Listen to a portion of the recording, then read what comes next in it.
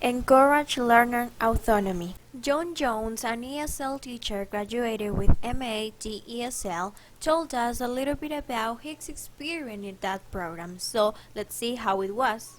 When studying at the TESL program, John noticed that the teachers decided everything in their classes and never let their students practice speaking the language or write it, for they were very strict controlling how to speak or write. Besides, he realized that the environment was not good enough because he didn't feel he had developed real autonomy in his language learning. He felt that he had been so dependent on the teacher for directions. However, from what he had just learned in his MAT ESL program, John discovered that it may indeed be possible to allow to invite students into the learning process. But in his ESL language classes, he has instituted a policy of checking his students' first language background and culture, so that he can learn and thus know more about each student. Next, he designs his lessons while taking this background knowledge into account as he tries to include his students' interests and ideas. Learner autonomy. Modern theories of learning emphasize the key role that learners play in success of education. This means that the modern theories are focused now on the learner, the learning process, the learning styles, and strategies of each student rather than the previous teaching style or prescribed lessons. According to Csikszentmihalyi and Vygotsky, flow occurs when people do what they see as meaningful work. They are motivated and they are developed skills in the activities they are done. As I said at the beginning, the teacher should teach the students meaningful content in order to create engagement with the students, and the students become meaningful the content and the acquisition of the new topic. And the next point is democratic practices. To have a successful learning in the course, students need to know the curriculum, give their opinions or choices to develop their own learning, and this action will be called democracy. In summary, when we talk about learner autonomy within a communicative language teaching approach, we recognize that we should understand our second language learners' backgrounds, beliefs, needs, and interests. Help our students to recognize, understand, and manipulate their strengths and weaknesses as well as the learning process itself. Offer students as many choices as possible and control over their own learning. In the next point, we have classroom implication. First, I will define the meaning of the learning autonomy. Then, I will provide some strategies that we can use for encouraging learning autonomy. And after that, I will mention some examples. So, learning autonomy is sometimes misunderstood as referring only to learners being able to work alone.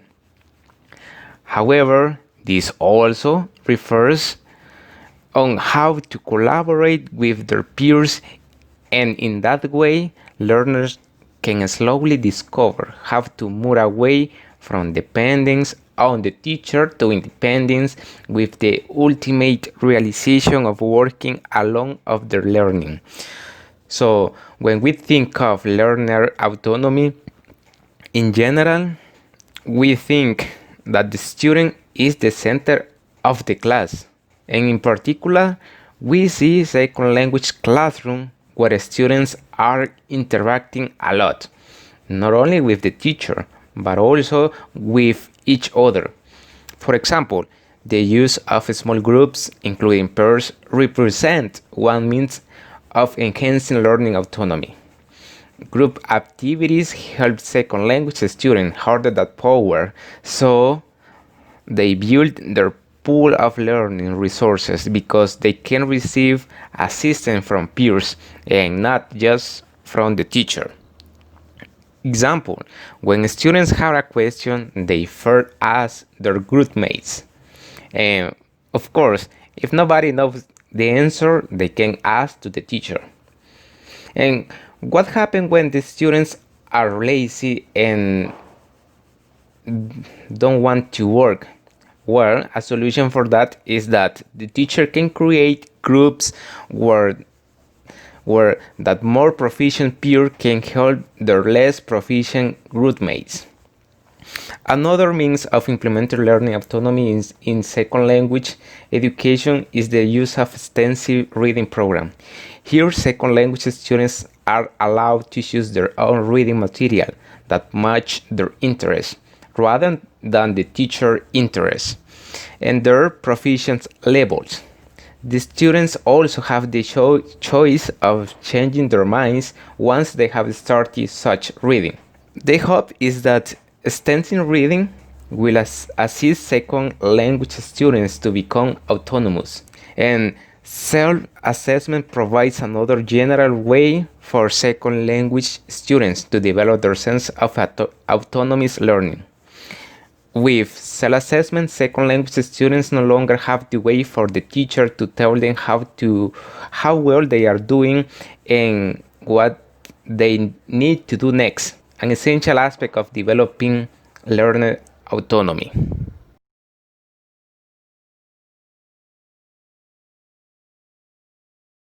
Student selected reading. One of the biggest goals of teachers is to develop under students a lifelong reading habit that is vital in the learning process of a second language. And two main ways that educators can encourage a lifelong reading habits are being readers themselves and letting their students know about this fact by reading in class with them, providing time for their students to read by their own in the same class. So this will provide a role model motivation to continue the reading subject and develop a learning and comprehension skills on the students. And besides, the acquisition of new vocabulary will be developed by the students. Next topic, self-assessment. In order to monitor the student progress, it's very important to apply self-assessment because the teachers will be able to recognize their students' weaknesses and strengths. Also, the teachers could get this goal through some self-assessment, such as checklists that can help them to review students' work, and group work that helps either students and teachers to work on collaboration skills. Now, let's see the student course evaluation. Nowadays, to evaluate the students' input about their learning has a powerful impact. So, this course helps the teachers to see how their teaching development has strong results. Besides, it is suggested that the teachers conduct the students' evaluations at different parts of the course. Then, seeking student input at the end of a lesson can be gotten by asking the students these questions. What was this class about? What was easy for you to learn? What changes would you suggest, if any? So even if the teacher is not in agreement with the student's suggestions and the teacher doesn't implement changes in the second language students suggest, it can be noticeable that the process itself provides that opportunity to dialogue with their students. So this can help a lot to see why the way the teacher teaches. So it is important to maintain that dialogue because it is going to give students more practical knowledge and also practice in using the second language they are learning. Another activity for encouraging learning autonomy is bring your own piece. According to the standard Jigsaw technique, students begin in home teams of 4 members each. After that, the teacher gives each team member a different piece of reading material on a related topic. And it's important to mention that students can choose these topics or leave it to the teacher. Then students leave their home teams and form small expert teams with their classmates who have the same piece of reading. They study their assigned piece in preparation for teaching it to their home team members. After that, students find their own pieces. For instance, if the class is, for example, the reading of the medical topic of AIDS, then one member of each home team might be charged with learning about its causes, another with the history of the illness, another with its treatment, and the fourth, students with learning all about its prevention. So before going to their expert team, each student does some research on the topic. They then combine that with the research done by their fellow expert in order to prepare to join their home team members for discussion. Bring your own piece is an example of the use of the students generating materials. Such materials include those that students have made themselves, such as stories they have written, oral or written recount of the experience they have had, as well as materials the students have found as brought to class, including lyrics of sounds that they enjoy. It's important to mention that increasing access to the internet has greatly facilitated locating such materials. Indeed, electronic tools have also provided new opportunity for students to make their own materials, such as their own slideshows. Enjoy. Why is media so important? Media is very important for second language learners since teachers must prepare students for real listening situations, in this case, TV subs, in which the listening students can appreciate in here is too different from the one that is graded on the test. The advantage is that TV subs provide examples of real situations and about the daily life, and it is not particularly graded from a specific level. Besides, TV subs allows students to experience real encounters with all the kind of scenarios and not only with academic fields. According to Farrell 2006, using TV subs can encourage learners' autonomy and be adapted to their own learners' needs. That is why he has designed the following six-stage approach. The first stage is about having fun, and in here the students are asked to watch any particular TV sub in order to have fun. The stage number 2 is called Names and Faces, and in here the students have to listen the names of the characters in the show. The third stage is called Relationships, and in here the students have to establish the relationship between all the characters. The stage 4 is called Personalities, and in here all the students should be taught the necessary vocabulary in order to describe personalities of the characters.